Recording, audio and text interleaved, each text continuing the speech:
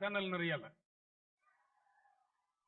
దిగుమని రసమై బారిసని మాట్లాడితే దిగుతారట బతిలాడితే కూడా మాకు అటు నీళ్ళు కనబడుతున్నాయి మళ్ళీ నీళ్ళంతా సముద్రం వల్ల మంది కనబడుతున్నారు ఈయనే మంచిగా ఉన్నది ఆయనతో మీరులే చడిపోయారు మీరు బోకులు సుమా సంతోషం 20 ఏండ్ల కింద ఇదే గడ్డ మీద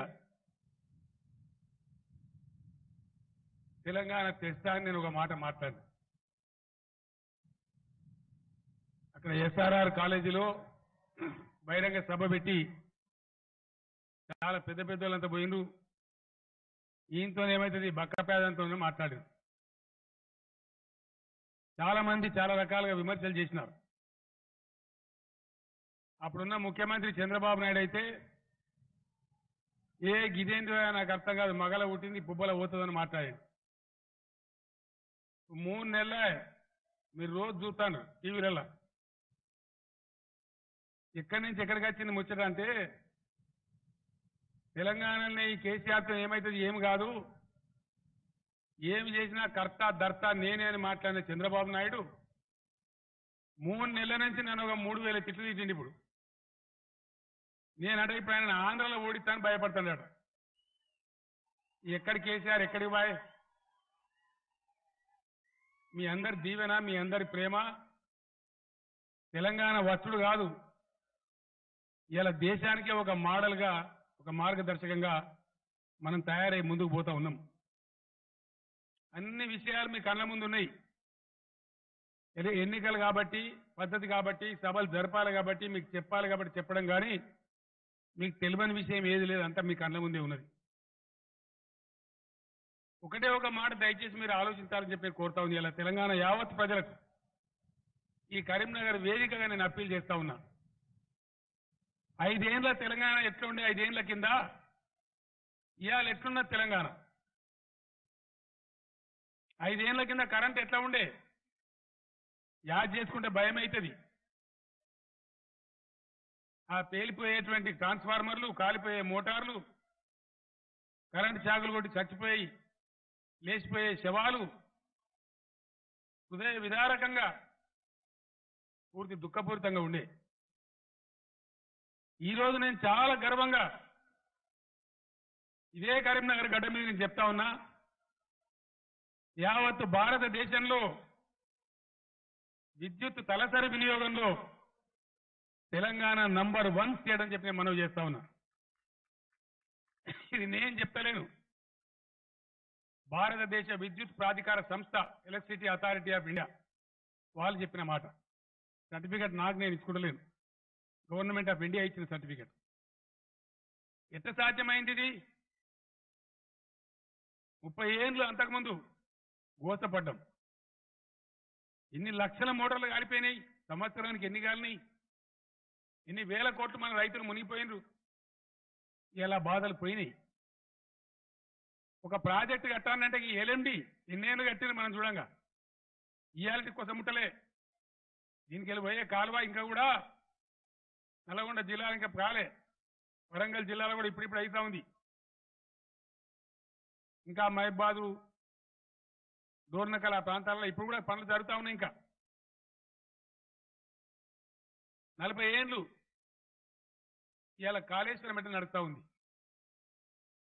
ఎంత స్పీడ్గా జరుగుతూ ఉంది ఏం కారణం చేతి జరుగుతూ ఉంది ఆనాడు ఒక ప్రాజెక్టు కట్టానంటే దశాబ్దాలు 40 ఏండ్లు 30 ఏండ్లు ఇవాళ 4 ఏండ్లు కాళేశ్వరం చివరి దశకు వచ్చింది ఒక 6 నెలల తర్వాత ఇదే కరీంనగర్ జిల్లాలో కాళేశ్వరం ఒకసారి మనం స్విచ్ ఆన్ చేస్తే 4 సజీవ జలధారలు మీ కళ్ళ ముందు సాక్షాత్కారం అయితే మీరే చూడబోతారు ఒక 5-6 నెలల తర్వాత జూన్ కాకపోతే జూలై జూలై కాకపోతే ఆగస్టు గ్యారంటీగా ఈ వర్షకాలంలోనే కాళేశ్వరం ప్రాజెక్ట్ అయిపోతా ఉంది ఇంతకుముందే వస్తా ఉంటే దేశపతి శ్రీనివాస్ మిత్రుడు నా ఎంబడి ఉండే రేణిగుంట కాడ నేను చూపించిన శ్రీనివాస్గా ఇదే ఆక్రమణం చూసి ఈ బ్రిడ్జ్ కింద ఎప్పటికి నీళ్ళే ఉంటాయి ఎప్పటికీ మళ్ళీ మనం బతుకున్నాక చూడమని నేను ఒకసారి కాళేశ్వరం స్విచ్ ఆన్ అయిపోతే కరీంనగర్ జిల్లాలో అమృత దారలు బారినట్టుగా 4 జలధారలు ఉంటాయి. ఒకటి 180 కిలోమీటర్ల పొడవుంది ఈ జిల్లాలో మానేరు నది. అప్పర్ మానేరు ప్రాజెక్టు నర్మాల చెరువంటారు దాన్ని. అప్పర్ మానేరు దగ్గర మొదలు పెడితే మిడ్ మానేరు ఎల్ఎండి నుంచి పోయి మంతెన దగ్గర గోదావరిలో కలిసేటప్పటికి 180 కిలోమీటర్ల పొడవుంది. 365 రోజులు అది నిండే ఉంటది. పొద్దున్నే మాట్లాడిన రాజేందర్ గారితో అటు ఆయన నియోజకవర్గం కావచ్చు, కొన్ని మానకొండూరు బాలకృష్ణ నియోజకవర్గం కావచ్చు, కొన్ని చెక్ డ్యామ్లు కట్టిన ఒక 3, 4, 5 కట్టింది. ఇంకొక 30, 40 రావాలి. 180 కిలోమీటర్లలో మొత్తానికి మొత్తం ఒక సజీవ జలధార లాగా, జల దృశ్యం లాగా, కన్నుల పండుగలాగా మానేరు నది విలసిల్లాలి. రాబోయే 5-6 నెలల్లో, ఒక సంవత్సరంలో ఆ దృశ్యం మీ కళ్ళతో మీరే చూడబోతారు.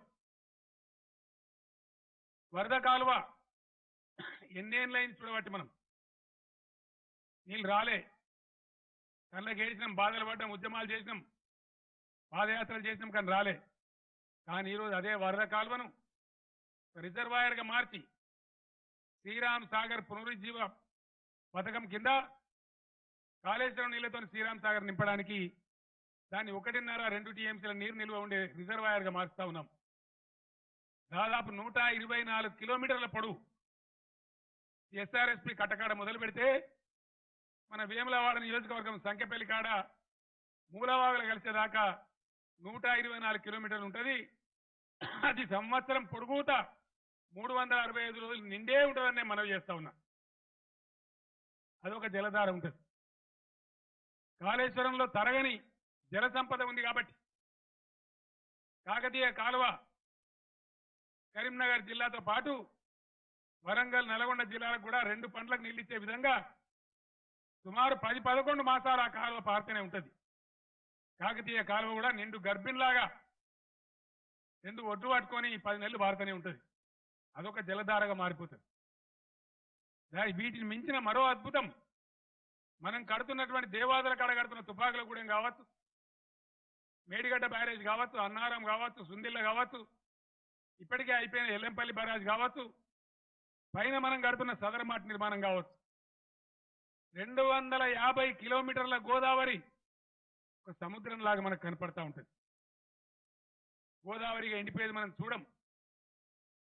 గతంలో నేను ఉద్యమంలో తిరిగేటప్పుడు ఎప్పుడు మంచిర్యాల మీటింగ్ పోయినా, అటు రాయపట్నం నుంచి పోయినా, ఇటు రామగుండం నుంచి పోయినా, ఎన్ని పైసలు వేసినో భగవంతుని గారికి ఖచ్చితంగా కారు ఆపి జేబులో కలిసి చిల్లర పైసలు తీసి, తల్లి గోదావరి మా భూమి మీదకి ఎరడేస్తామని చెప్పి దండం పెట్టి ఏడ్చిపోయేటుంది. రామగుండం దగ్గర ఈ చిన్నపిల్లగాడు ఉత్తవచ్చినట్టు పోయేది దార. ఉన్నదా గోదావరి ఎండిపోయిందిరా, మాయమైందిరా అని భయమయ్యేది. అటువంటి గోదావరి రామగుండం దగ్గర మంచిర్యాల బ్రిడ్జి కింద 365 రోజులు నిండే ఉంటది. ఎండే సమస్యనే లేదు. అట్లా 250 కిలోమీటర్ల గోదావరి సజీవంగా మనకు సాక్షాత్కరించబోతా ఉన్నది రాబోయే 4-5 నెలల తర్వాత. ఈ 4 జీవధారలతోని పాలు పొంగే కరీంనగరాన్ని రాబోయే 4-5 నెలల తర్వాత మనం చూడబోతా ఉన్నాం. ఇది ఎట్లా సాధ్యమైంది? దశాబ్దాలు కాలే, నాయకులు లేరా, మంత్రులు లేకుండా, ముఖ్యమంత్రులు లేకుండా, ఎందుకు లేకుండా బ్రహ్మాండం నాకన్నా దొడ్డుండ్రి, నాకన్నా ఎత్తుండ్రి, పని జరగలే. చెయ్య కూర్చుంటే చేస్తే అవుతుంది, దంపచనాలు కొడితే కాదు. కరెంటు మంచిగా బట్టి నోటికెళ్ళి మాట్లాడితేనే అవుతుంది. ప్రాజెక్టు ఇంత వేగంగా జరుగుతున్నాయి. నిన్నగాక మొన్న మీరందరూ పేపర్లు చదివిను, టీవీలో చదివిను. Power finance corporation of India చివరి దశ పనులు కాళేశ్వరానికి, 2వ దశ పనులు పాలమూరుకు 30,000 కోట్ల రూపాయలు రుణం మంజూరు చేసినారు. చిన్న విషయం కాదు. ఎవరైనా పైసలు ఇవ్వాలి, అప్పు పుట్టానంటే పచార కావాలి. అటువంటి గౌరవాన్ని సంపాదించుకున్న తెలంగాణ, మీకు పరిపాలన చేయరాదు, రాష్ట్రం అయితే మీతో కాదు అన్న తెలంగాణ ఎవరైతే అన్నారో వాళ్ళకంటే 1000 రెట్లు అద్భుతమైన పద్ధతిలో ముందుకు పోతా ఉన్నది. ఇదంతా ఎట్లా సాధ్యమైంది? ఎన్ని విషయాల్లో ఇలా దేశంలో మనం నంబర్ 1 ఉన్నాం. 14-15 సంవత్సరంలో ధాన్యం సేకరించింది కేవలం 24 లక్షల టన్నులు. 17-18లో 18-19లో ధాన్యం సేకరించింది 54 లక్షల టన్నులు. 24 గంటలు కరెంట్ ఇస్తున్నాం కాబట్టి, నీళ్లుండే ప్రాంతాల్లో పంటలు పెరిగినాయి కాబట్టి 24 లక్షల టన్నుల నుంచి 54 లక్షల టన్నులకు పోయింది తెలంగాణ. మనం కొనుకొచ్చుకున్నాడు కాదు, మన దగ్గర నుంచి ఇలా కర్ణాటక, తమిళనాడు, కేరళ, ఆంధ్ర ఈ రాష్ట్రాలు కొనుక్కుంటా ఉన్నాయి. ఇదంతా ఎట్లా సాధ్యమైంది? కేవలం 4 ఏళ్ల టైంలో కొత్త రాష్ట్రం, ఒకప్పుడు దారి తెన్నులేని రాష్ట్రం. అంటే చేస్తే, కష్టపడితే, మనసు పెడితే, మేధస్సును కరిగిస్తే అన్ని సాధ్యమవుతాయి. ఎన్ని రంగాలలో ఇలా తెలంగాణ నంబర్ 1 ఉంది మీ అందరికి తెలుసు. తలసరి విద్యుత్ వినియోగంలో తెలంగాణ నంబర్ 1 దేశంలో. ఆదాయ వృద్ధి రేట్లో తెలంగాణ నంబర్ 1.